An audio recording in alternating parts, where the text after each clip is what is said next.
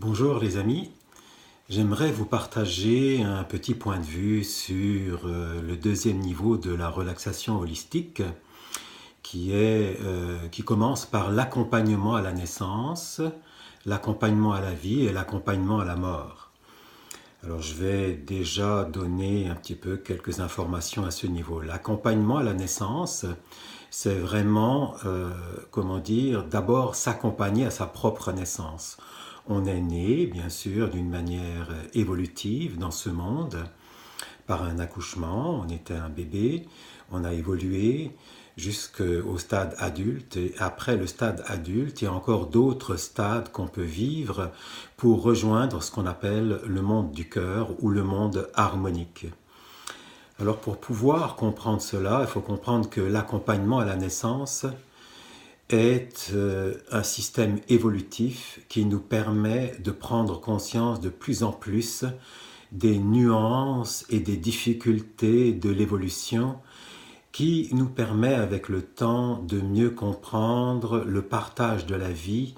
et aussi d'avoir accès petit à petit à l'harmonie de la grande vie qui est dans notre cœur.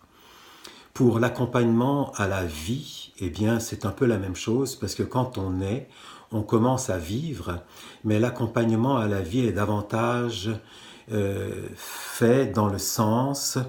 où une fois qu'on a évolué, on peut commencer à vivre un peu plus dans la plénitude de notre cœur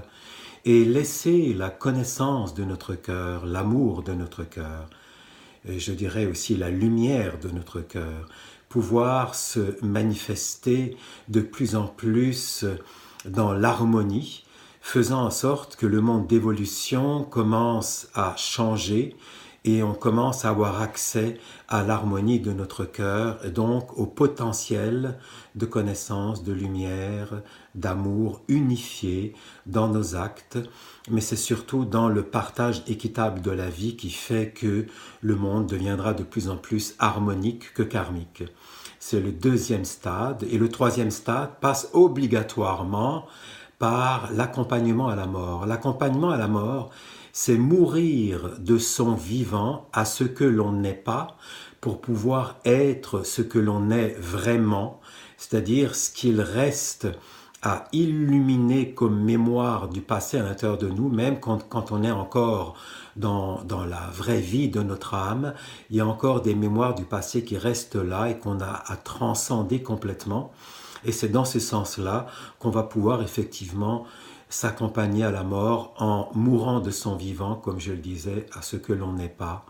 pour être vraiment ce que l'on est. Alors voilà quelques minutes qui ont été consacrées à ces trois aspects de l'accompagnement à la naissance, l'accompagnement à la vie et l'accompagnement à la mort. Alors je vous en souhaite peut-être un début de compréhension au moins, et puis on se dit à bientôt.